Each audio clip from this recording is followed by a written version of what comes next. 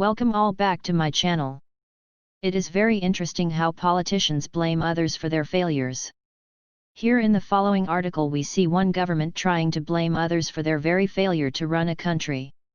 What is so interesting about this article is that the government is blaming the very people that they worked so hard to get rid of over the past 40 years.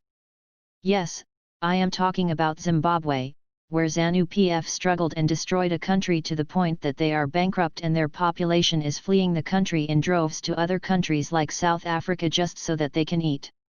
Over the last 40 years, people like Robert Mugabe ensured that the ruling elite had the opportunity to steal everything that they can lay their hands on, and when there is no more to be stolen, they beg the international community to save their people. But as soon as the world community try to help, the funds will never get to those that go hungry because it end up in the pockets of the elite in the ruling party.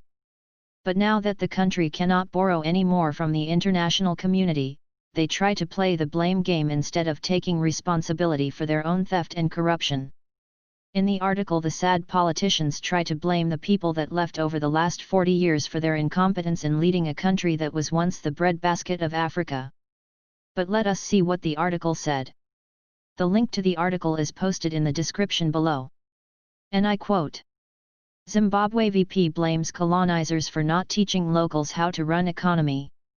Zimbabwe's Vice President, Kembo Mahadi, has blamed the country's former colonial ruler of not teaching native Zimbabweans to run the economy as the southern African nation battles a prolonged economic downturn.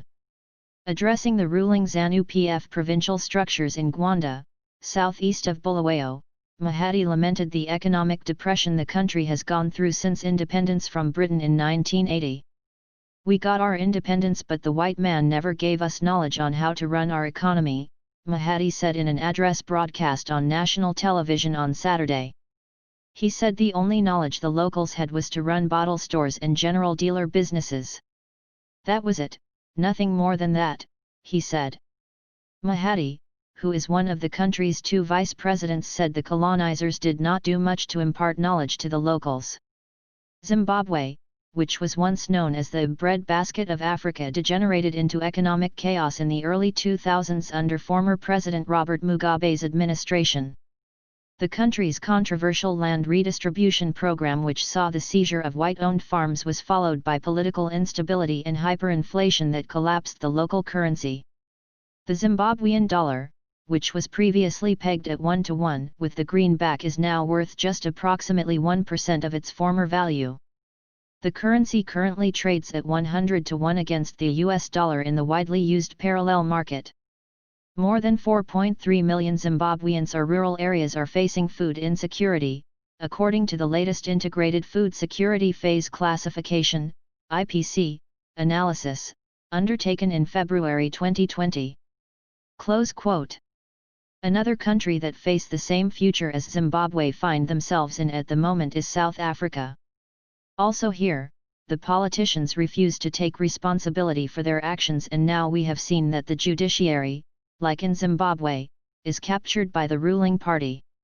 Some of the political elite actively promote racism with their propaganda that they broadcast over the national broadcaster.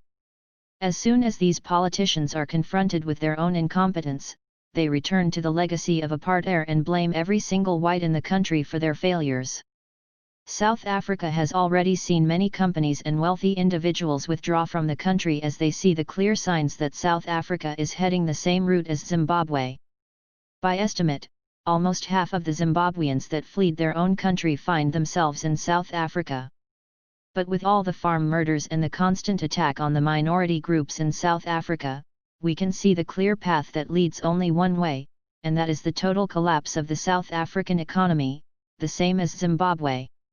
The mere fact that incompetent party loyalists are appointed to key positions lead to those individuals seeking ways to enrich themselves to the detriment of the poor.